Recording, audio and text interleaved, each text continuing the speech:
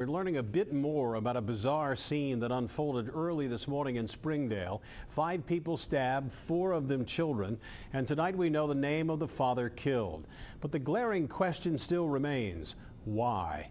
Brad Underwood is at Children's Hospital with what he's learned. Brad? Well, good evening, Rob. And according to officers with the Springdale Police Department, all 4 of those children who had stab wounds, injuries from that attack this morning, they're still here at Cincinnati Children's. As far as a condition update, we're told some are doing well, others not as well, and that's pretty much the extent that we've been given of the injuries. We know that some had surgery. Some of the children could be released soon. Others will remain here overnight and be monitored. But we do know that 3 of those 4 are children of the man who was stabbed to death this morning, Emilio Ramirez.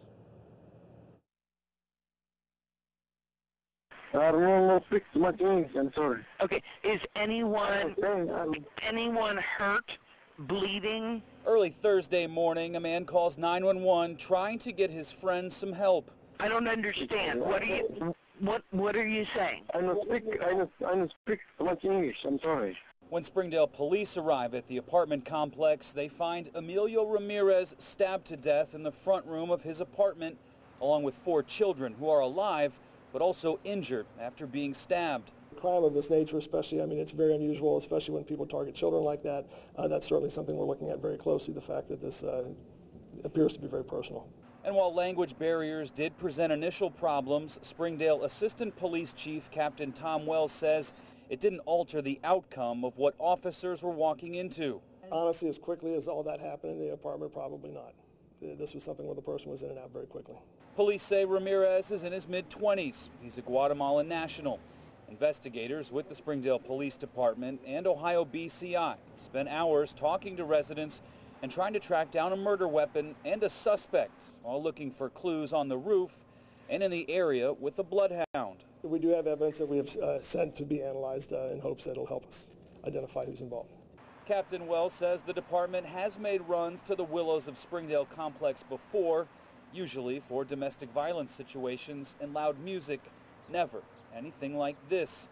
Francisco Castillo, a co-worker of Ramirez's wife, says the neighborhood is becoming more dangerous for Latinos and Spanish-speaking people.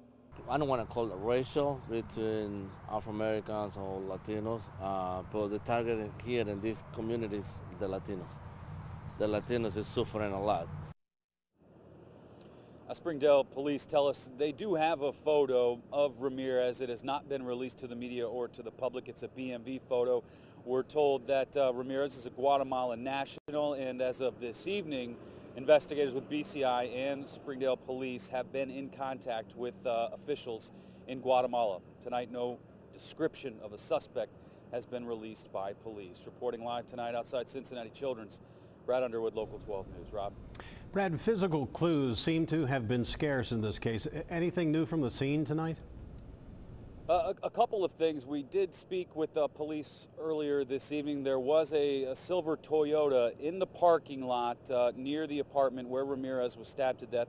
That vehicle was searched by police late this evening, but as to what they found in there, we don't know. There were a lot of evidence markers outside, and they're continuing to talk with residents. It's been almost 24 hours since they went out there, so still a lot of work to do going into the evening hours. All right, Brad, thanks very much. If there's something you know about this murder that can help police, please call Crime Stoppers. The number 352-3040. Your tip will remain anonymous.